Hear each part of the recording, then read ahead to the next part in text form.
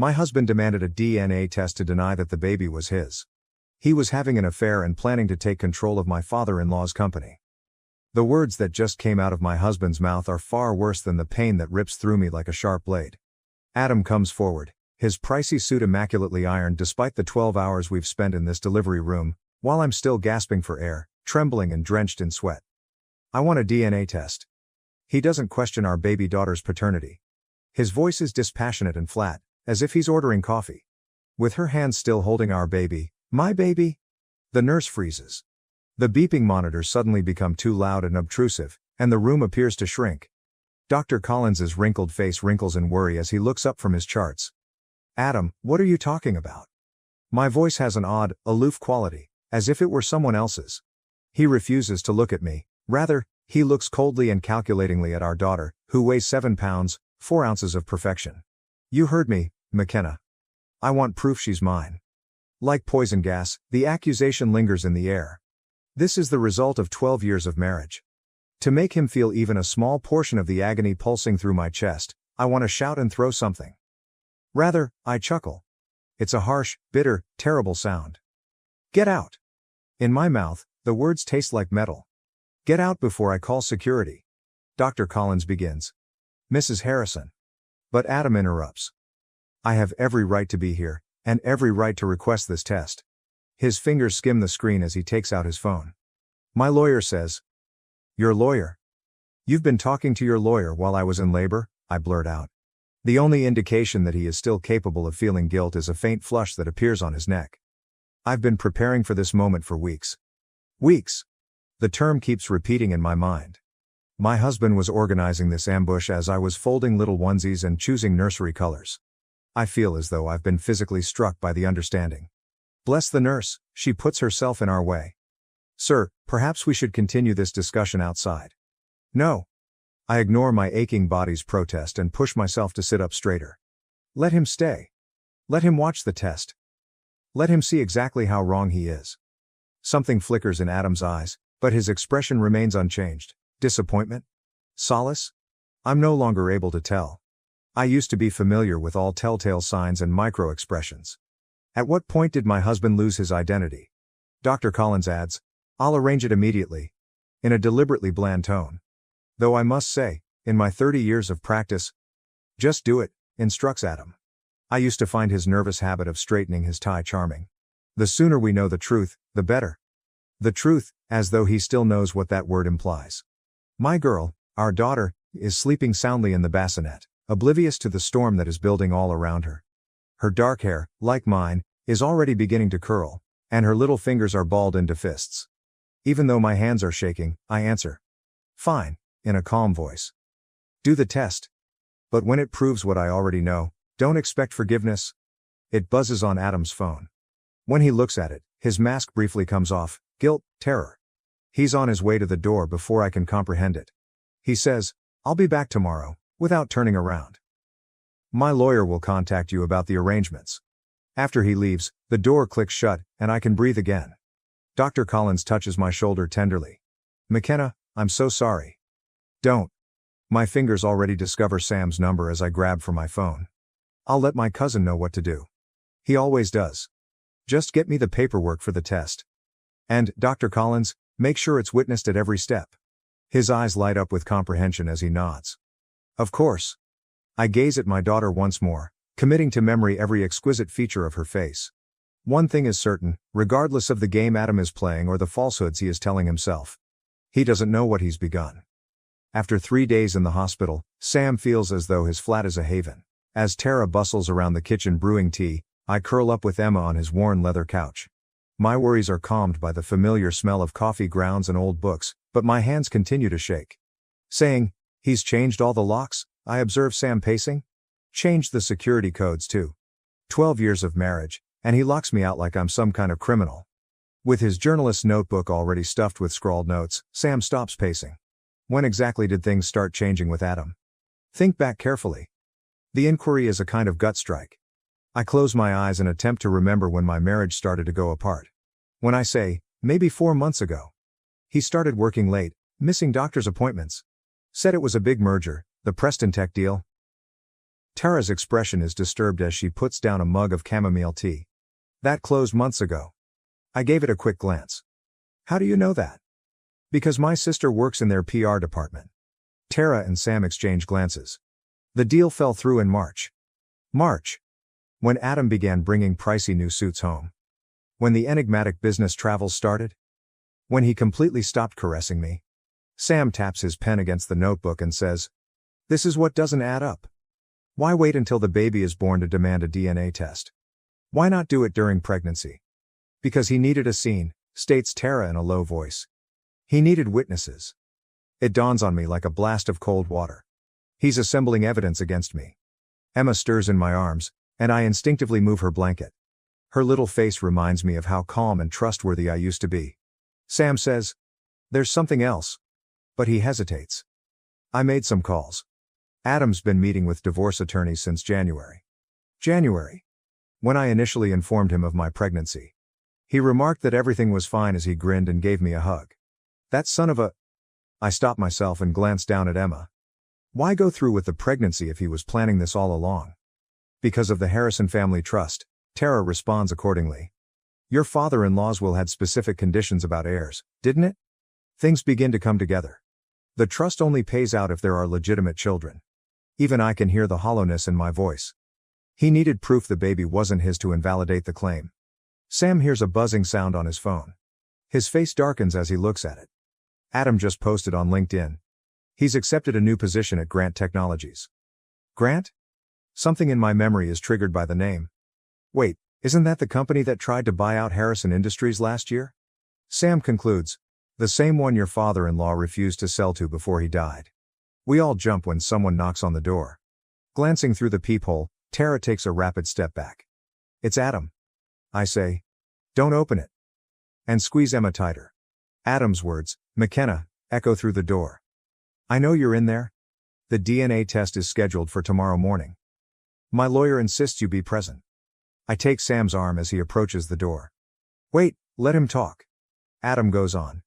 You're making this harder than it needs to be. His voice becoming almost soft. Just come home. We can work this out. I slowly get to my feet so as not to wake Emma. Work what out, Adam? The lies? The secret meetings? Or how about the trust fund you're trying to steal? Quiet. Next. I don't know what you think you know. I know enough. I no longer tremble when I speak. I know about Grant Technologies. I know about the divorce lawyers, and soon, I'll know everything else too. One more pause. The veneer of tenderness vanishes when he talks again. You have no idea what you're dealing with. Neither do you. My heart hardens as I gaze down at our kid, my girl. Game on, Adam. He backtracks along the corridor. After locking the door, Sam looks at me. What's the plan? I take my phone out and go through my old contacts until I locate the one I need. First, we find out everything we can about Grant Technologies, and then I hit the dial. We call in some favors. Before a recognizable voice responds, the phone rings again. Dr. Collins, I need your help with something. With a somber expression, Dr. Collins slips the phone across his desk. These messages were automatically backed up to the cloud account you shared. I thought you should see them. When I take up the smartphone, my hands shake. 3:47 a.m. is the timestamp displayed. I went into labor 2 days prior. The message says, everything's arranged. Once the test results come back, she won't have any claim to the trust. Make sure you stick to the plan. Adam has responded. She suspects nothing. Just keep your father focused on the merger. Evelyn Grant, says Dr. Collins in a low voice. Daughter of Marcus Grant. I find the name to be bitter. Last year, he attempted to compel my father-in-law to sell his business. With his journalistic instincts taking over, Sam leans forward. The same Marcus Grant who mysteriously acquired 3 board seats after your father-in-law's death. I continue to scan through texts, each one getting worse. Plans, meetings, and personal information that makes me queasy. Since January, when I informed him about the pregnancy, they have been dating. When Sam says, the timing's not coincidental, Grant Technologies announced their hostile takeover bid last week. With Adam's help, they'll have controlling interest in Harrison Industries unless there's a legitimate heir. The parts fit together perfectly. That's why he needs the DNA test, to show Emma isn't his. It's not about the baby at all, it's about the company. We are interrupted by a knock. Tara enters with a pallid face. Adam's here, with lawyers. Even though my heart is racing, I make myself remain composed. Let them in. Adam walks in with 2 suits that probably cost more than my yearly income, as if he owns the place. He's wearing a tie I've never seen before, and he appears colder and sharper. Dr. Collins begins. This is a private medical facility, but Adam interrupts. We're conducting a paternity test that my client has every right to oversee. The senior attorney takes the stand. We have concerns about potential tampering. I chuckle. I'm unable to stop it. Tampering? That's rich, coming from you. Adam's mouth clenches. Careful, McKenna, you're already facing potential fraud charges. I hold out the phone and ask, if what? If these messages somehow become public? The ones showing you and Evelyn planning to steal your father's company? He becomes motionless. I catch a glimpse of genuine terror in his eyes. You had access to my private? Your private messages? On our shared cloud account? I get to my feet, my rage giving me courage. The one you forgot to disconnect when you were so busy planning your little corporate takeover? Something is whispered in Adam's ear by the younger attorney. His expression gets gloomy. He responds. This changes nothing. But his tone falters. The test will proceed exactly as planned. Dr. Collins cuts in. Under my supervision. With witnesses present, unless you'd prefer to explain to the board why you're colluding with Grant Technologies while serving as Harrison Industries CFO. Sam moves forward while Adam's hand fumbles with his phone. I wouldn't. My article about corporate espionage at Grant Technologies goes live in an hour. Fascinating stuff about insider trading and family betrayal. Adam responds, you're bluffing, yet his forehead is dripping with perspiration. I approach while speaking quietly. You want a war, Adam? Fine. But remember, you taught me everything about corporate finance during those late-night strategy sessions. Everything. McKenna? And I learned something else from you too. I show him his most recent communication to Evelyn, which has to do with love and the words, forever always. Keep receipts. The attorneys look at each other. His throat is cleared by the elder. Perhaps we should discuss terms. No terms, I respond, observing Adam's flawless exterior crumble. No deals. You wanted to play dirty? Let's play. But remember, you're not just fighting for money anymore, you're fighting for survival. Adam's shoulders are stiff with rage as they depart. Sam lets out a faint whistle. That was just the beginning? I finish sitting back down as my legs threaten to give out. Doctor, how long till the test results, Collins? 24 hours, he adds, closely examining me. Are you certain of this? After we begin? I'm sure. I glance at the picture of him and my father-in-law at the medical school graduation that is on his desk. He made the incorrect decisions. I'm not going to make the same error. Squeezing my shoulder, Sam asks, what comes next? I take out my personal phone and navigate to a number I never would have imagined using. We then speak with Evelyn Grant. She has to find out what sort of man she's actually interacting with. I feel small as I adjust Emma's carrier on my arm, trying to see my reflection in the polished marble of the Grant Technologies lobby, which gleams with wealth and power, all steel and glass reaching toward the sky. I'm wearing one of Adam's favorite suits, the one he bought me for board meetings, and it fits differently now, but the armor is what counts. The receptionist says, Miss Grant is in a meeting, without even looking up. Tell her McKenna Harrison is here, I add, keeping my voice calm, with her fiancé's baby. Her head shoots up, eyes widening as she takes in Emma's dark hair, which are much like Adam's, and the clicking of keys stops. After 5 minutes, I find myself seated across from Evelyn Grant in her corner office. She is younger than I thought she would be, and her engagement ring, which is 3 carats and princess cut, is perfectly polished, resembling the one in Adam's browser history. But her hands betray her, squeezing a pen until her knuckles turn white. I don't understand, she says. Adam never mentioned a wife. A baby. Emma fusses, but I handle it with practiced ease. Funny how those details slip his mind when he's planning corporate takeovers. Color fades from her face. You can't prove, she says. With screenshots visible, I move my phone across her desk. I can, in fact. When your father finds out that his ideal future son-in-law is still married, what will he say? That he's manipulating Harrison Industries stock by utilizing your relationship. She says, you're lying, but she's already reading, swiping through messages with her immaculately manicured finger. I go on, observing her expression. The DNA test is tomorrow.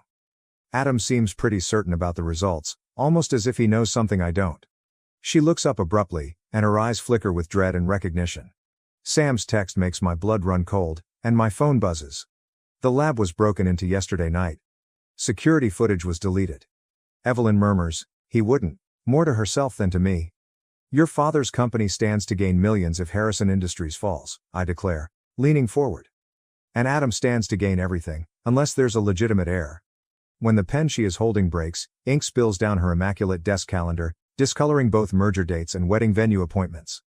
Get out, she says tremblingly, before I call security. I slowly stand up, drawing Emma next to me. What's funny, do you know? 5 years ago, he purchased the same ring for me. Promised me the same thing indefinitely. Utilized the same pet names as well. I said, get out. I whisper. Check his phone. The one he keeps in his gym locker.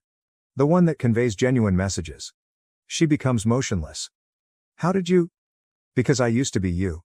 Young, in love, and sure that he was unique. I make my way to the door, then stop. Oh, and Evelyn, pay attention to his left eyebrow when you confront him. When he lies, it quivers. On her broken face, the elevator doors close. It's done, I text Sam, my hands shaking. Begin the second phase? He responds right away. Tara's lab contact verified attempts at manipulation. The test is being moved to a secure location by Dr. Collins. My heart stops when I open another message that appears from an unknown number. Adam writes, clever girl, but you can't remember who taught you how to play chess. Check your email from Harrison Industries. The creative accounting remedies you assisted me with last year are going public, or you have an hour to leave the board. It's your turn. My stomach churns as I realize how long Adam has been plotting this. I stare at the screen, remembering late evenings spent poring over spreadsheets, following his advice, and signing agreements he swore were regular. I see my father-in-law's fortitude, my own resolve, and something else, something Adam never understood about the Harrison legacy, in Emma's face as she stirs, her little fingers capturing my finger. I call Dr. Collins. How soon will you get access to last year's original audit files? Already done, he responds. And McKenna, I discovered something intriguing in your father-in-law's personal documents. It has to do with a backup plan. I'm grinning for the first time in days. Tell me everything. The game is only getting started. With its clean whiteness and security cameras monitoring our every step, the safe lab feels like a fortress. Dr. Collins stands at the testing station, his face impassive while Adam's lawyers hover close, and Emma sleeps in her carrier, unaware of the tension that permeates the space. Dr. Collins says, all parties will remain present, and the results will be available in 30 minutes. With mascara smearing her cheeks and her flawless poise ruined, Evelyn storms in as the door flings open. You're a jerk. Adam takes a step back, his self-assured facade falling off. Evelyn, this isn't the locker at the gym. She throws her phone in his direction. It strikes the wall with a crash. You're still married despite having 3 other ladies. The lawyers look at one another in panic, and one of them grabs for his briefcase, but Sam stops him. Until we hear those results, he continues softly. Nobody leaves. I had forgotten Adam's uneasy gesture until he straightened his tie. This is absurd. Whatever you heard from McKenna. She didn't have to tell me anything, Evelyn murmurs. Your friend Marcus was quite helpful once I showed him the real numbers behind the Grant Technology merger. Adam's face loses color. You didn't. Daddy's on his way, she replies, her smile harsh and cruel. With the SEC. A message from Tara says, security footage recovered, lab break-in suspect identified. My phone vibrates. I slide the phone to Dr. Collins, who stares at Adam's younger lawyer and begins to perspire after examining the picture. Dr. Collins remarks, interesting? Very interesting indeed. I can see Adam's eyes flit between us, calculating that expression he gets when he's about to give up a piece to keep his game alive. The accounting discrepancies, he continues abruptly. All of which McKenna approved. She bears equal responsibility. With the exception of the backup plan, I interrupt, observing his expression. The one my father-in-law left with Dr. Collins prior to his passing. Adam becomes motionless. What? Adam, he was aware. Concerning the embezzlement. Concerning Grant Technologies. Including your attempts to access Emma's trust fund before she was even born, I reply steadily. He documented everything. The senior attorney clears his throat, saying, Mr. Harrison, maybe we ought to stop talking. Adam utterly loses his cool and turns to face me, his fists clenched. You're playing a bluff. Richard never did. Your father trusted me, whispers Dr. Collins quietly. Not just as his doctor, but as executor of his estate, including the real will. The device emits a beep. Test results ready? Sam stops Adam before he can get the printout. It's over, Sam declares. The SEC has everything, the fake DNA test orders, the embezzlement records, even your deals with Marcus. Adam backs away from the door when he hears heavy, deliberate footsteps echoing in the hallway. McKenna, he attempts, his tone lessening to that well-known deceptive one. We can still make this right. For Emma's benefit. Don't you dare use our daughter as a bargaining chip, I shout, my words blazing like venom. The door opens, and Marcus Grant comes in first, followed by 2 SEC agents, while Tara records everything with her phone. One agent says, Adam Harrison, you are being investigated for securities fraud. The events that follow are shown in slow motion. Sam yells something about betrayal, Adam rushes toward the emergency exit, the younger lawyer blocks him, and Emma sleeps soundly through it all, oblivious to the fact that her world is turning on its axis. Dr. Collins holds out the test findings while touching my arm. Are you curious? I look at the paper and go back to all the times I questioned whether Adam was telling the truth or if I had failed as a mother or a wife. As I watch the SEC agents handcuff my spouse, I finally respond, no, because the outcomes are no longer important.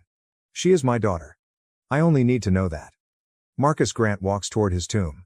Mrs. Harrison, your testimony is required tomorrow. I interrupted, drawing Emma next to me. I'm taking my daughter home right now, and as we go, I hear Adam yelling my name, desperate now, realizing what he's lost, and I don't turn back. Some games aren't worth winning, and some victories come from walking away rather than seeking revenge. I have all I need in my arms tonight, but tomorrow will come attorneys, testimony, and struggles for control of Harrison Industries. Perhaps it's because half of the board resigned when the SEC probe went public, or perhaps it's because Dr. Collins is constantly looking at his watch or Sam avoids eye contact, but the Harrison Industries boardroom is colder than I remember. Spreading papers across the gleaming table, Marcus Grant declares, the evidence is conclusive. The DNA test results were altered before they reached the lab. However, my client maintains that Mrs. Harrison was complicit in the financial irregularities. Adam's new attorney interrupts. I say, the signatures on these documents were forged, but even I sound insincere. I never? Can you demonstrate it? Because these trading records show otherwise, the attorney says, advancing further documents. During the relevant period, there were significant transfers to your personal account. Adam requested that I cease keeping an eye on our joint account because he had it handled, and my hands shake when I recognize the account numbers. Sam rises up suddenly and says, this is absurd. When McKenna approved these transactions, she was on maternity leave? The timestamps say otherwise. The lawyer's smirk is shark-like. The contingency plan has been compromised, Marcus Grant begins, his words tumbling like stones, while Dr. Collins clears his throat. Last night, someone gained access to Richard Harrison's secret files. Everything is gone. The room whirls, and I hold onto the edge of the table as the floor moves beneath me. That isn't feasible. The security procedures, the lawyer explains, almost empathetically, were bypassed using your credentials along with some very interesting emails about offshore accounts. My phone is buzzing, and Tara is sending me urgent updates. Speculation about the DNA test issue is growing on social media. News sites are reporting on fraud at all levels of Harrison Industries, and the business stock is plunging. I can explain, but Adam's attorney raises his hand. Save it for the SEC hearing. In the meantime, the board has called for an emergency vote of no confidence, given the circumstances, he says, standing up and arranging his papers. You can't, I cry, my throat clenched.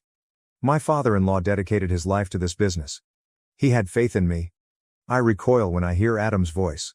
He stands in the doorway, spotless even with his ankle monitor for home imprisonment. As if I trusted you not to tell Evelyn behind my back. Don't you dare. The board needs stability, he adds calmly. Someone with clean hands to bring it through this storm. Thankfully, I have a deal with the SEC that calls for complete cooperation in return for a lighter sentence. The falsified signatures, the corrupted data, and the meticulously crafted paper trail that leads directly to me all fit together. The understanding tastes like ash as I reply, you're going to pin everything on me.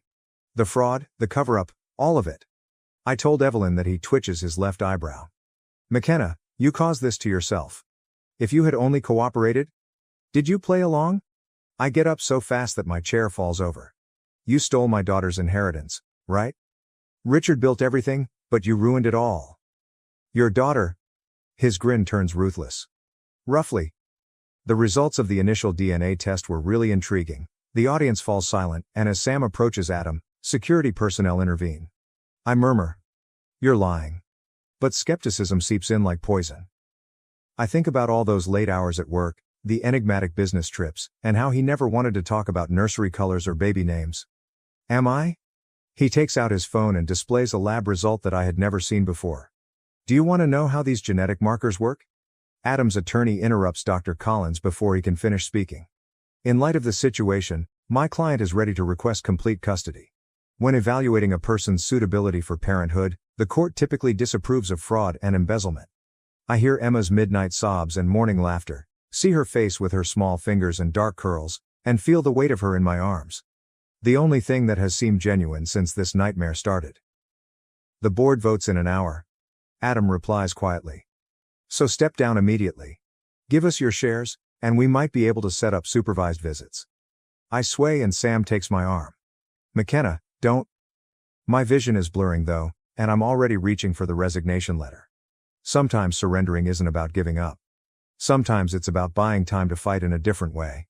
Sam stands guard at the door while Tara works her magic on the computer, and Dr. Collins's office feels strange at midnight, with shadows creeping across his father's medical degrees and the steady hum of backup generators masking our footsteps. Found it, she murmurs. The original backup of the server. During the purge, Adam's crew didn't notice it. When I put in the flash drive Richard Harrison gave me years ago, his insurance policy, which I never imagined I'd need, my hands trembled. How much time? Tara's fingers dart across the keyboard as she says, if your father-in-law's passwords still work, it will take 10 minutes to decrypt. Adam stands with 2 security guards on either side of him, his ankle monitor glowing accusingly in the dark as the door slams wide. I knew you'd try something desperate. He straightens his handcuffs and enters. How about breaking and entering? That will appear awful during the custody hearing. Sam shifts between us. How did you discover? Adam's eyes do not meet his smile. Dr. Collins isn't as devoted as you believed. Everybody has a cost. Like the cost of Evelyn? Or was she just another stepping stone? The words have a harsh bite. For a moment, he loses his composure. You don't understand what's at stake. Tara whispers. 7 minutes, behind me. Adam narrows his gaze. It won't matter what you're attempting to recover. Tomorrow morning, the board will cast its vote. Your resignation has already been handled. As I watch the progress meter crawl, I remark. The funny thing about resignations is that they're not valid if they were signed under duress or if the person requesting them is engaging in fraud. He chuckles, but there's a hint of doubt. You can't prove anything. 5 minutes, replies Tara. Adam gives the guards a signal. Stop it. Now. Wait. I take a step forward and play my final card. The actual DNA is the outcome. Bring them to me. We've been through this. Either show me, or I'll send the SEC whatever we discover. Each and every email, each and every transaction, each time you meet with Marcus Grant. He twitches his left eyebrow. You're bluffing. 3 minutes, declares Tara. Sam stiffens, prepared to step in as the guards approach the computer. She's yours. Everyone is frozen in place by Adam's comments. The actual test, the DNA test. It demonstrates you own her. I needed leverage, so I changed the outcomes. I just sense clarity, even though the admission should be painful. In any case, you never desired her, did you? She was merely another resource to manage. 2 minutes. At last, Adam's facade breaks. You believe this has to do with a baby? Richard promised me authority and control when he appointed me CFO, and that's what this is all about. I whisper. He promised you a legacy, not a kingdom to steal. 1 minute. Adam jumps for the computer, but Sam stops him while Tara covers the screen. Amidst the confusion, a phone that I've never seen before falls out of Adam's pocket, and I quickly find the messages. Talks with Marcus Grant, plans to steal parts from Harrison Industries, and more, emails from Dr. Collins. With a triumphant "it's done," Tara declares, everything's decrypted. Adam becomes motionless. You don't want to open that file. However, I already am. The room is filled with the voice of Richard Harrison, who made a video confession only days before he died, naming people, outlining plans, and revealing one more surprise. Finally understanding, I tell Adam, Richard changed his will before he died. The company was never yours to steal. Emma was left in charge of his interest. Impossible, Adam, trembling, adds. She wasn't even born. I show him the will's date. Adam, he was aware. Almost everything, including the fraud, the affairs, and the agreements with Grant Technologies. You've been playing the exact game he anticipated the entire time. Adam's face twists in rage as he hears police sirens blaring in the background. You believe you've triumphed? The board, the proof, and your written confession are still with me. Sam whispers. Check your phone, the real one you just dropped. With the SEC reopening their investigation, Marcus Grant making agreements to save himself, Evelyn's father withdrawing all support, and Dr. Collins sending one more message, Adam's eyes widen as the communications pour in. Richard, I fulfilled my pledge. The heritage of your granddaughter is secure. Some wins aren't about winning. They're about defending what counts most. As Adam collapses, his empire of lies crumbling around him, the cops storm in, but I'm already leaving, thinking of Emma sleeping soundly at home. There are still remnants of yesterday night's pandemonium in the Harrison Industries boardroom. Evidence markers litter the conference table where Adam's business finally fell apart, police tape crosses the entryway, and Dr. Collins offers me a leather portfolio. The private documents of Richard Harrison. When the time was right, he wanted you to have these, he says softly. Beneath years of financial documents and business plans, I discover a letter inside. The paper is old, the ink is fading, but Richard's firm handwriting is still legible. My beloved McKenna, you'll see why I choose you to guard Emma's estate by now. That legacy isn't measured in stock prices or merger deals, not because you're Adam's wife, but because you saw what he couldn't. It is ingrained in decision-making moments, in choosing to defend instead of destroy. Emma fusses about her job. I shift her blanket, see my image in the darker windows, and I appear different in some way. Stronger, perhaps, or simply more confident. Sam shows up at the door. The SEC wants to review the video testimony again, and Evelyn Grant is here. When Evelyn walks in, I anticipate fury, but all I see in her eyes is tiredness. She says, Daddy is resigning. The board approved the dissolution of the merger attempt. She twists her now ringless fingers and rambles. The scandal. I told her, I never wanted this, and for the most part, it's true. Neither did I. Something softens in Emma's face as she looks at her. He also promised me children, you know? A future in which I genuinely had faith. I know, I responded. Because I did too, once. The doctor clears his throat. The new members of the board are ready. They will require guidance about the company's future. Richard's letter, decisions, and legacies come to mind. Inform them that we are reorganizing, beginning with the charitable foundation. Funding for programs that assist single parents should be doubled. From where she sits at the computer, already working on the press release, Tara smiles. We hear a commotion outside, and through the glass walls I see Adam being escorted out by federal officials, his flawless suit creased, his confidence mask finally shattered. He looks at me and begins to talk, but I turn away because some discussions aren't worth having. There's something else, Doctor. Collins says, holding out another envelope. Precise instructions regarding Emma's trust were left by your father-in-law. Money isn't the only factor. The grant is a challenge. Projects for community investment must equal every dollar. Finally comprehending, I chuckle. He ensured that the legacy would not be taken, it must be earned. Speaking of earning, Sam adds, the investigative piece just went live. The cost of truth and corporate corruption. However, in my opinion, karma in the boardroom sounded more fitting. As Emma falls asleep, I make the decision, no more karma, and no more retaliation either. Simply move forward. Dr. Collins' eyebrow goes up. What about Adam? We face justice through proper channels. Richard's portfolio is closed by me. I'm done playing his games. Evelyn gets up to go, but stops at the door. In my opinion, Richard made a wise decision. She nods to Emma, saying, not just for the company, but for her. When she leaves, I proceed to Richard's former office, where his nameplate still hangs on the door. It will soon read Harrison Industries Trust Management, and his presence permeates every thoughtfully chosen element. I discover a final message, dated the day of his death, tucked inside his desk calendar. Remember, knowing when to fight isn't what gives you power. Knowing when to stop is the key. I take Emma and inhale that lovely baby aroma as she wakes up, wanting attention with her father's determination but mercifully without any of his calculation. Are you prepared to return home? From the doorway, Sam asks. I corrected him, gathered our belongings, and said, not home. Forward. We bring lawyers, restructuring plans, and 1,000 decisions concerning Emma's future tomorrow, as reporters outside wait with questions about scandal and redemption. But now, in this silent triumph, I realize what Richard had known all along. Sometimes the best form of retaliation isn't demolishing what others have created, but rather creating something better out of the ashes they left behind. Thank you for watching. If you haven't subscribed yet, please do so and hit the notification bell to stay updated with more shocking real-life stories happening around you.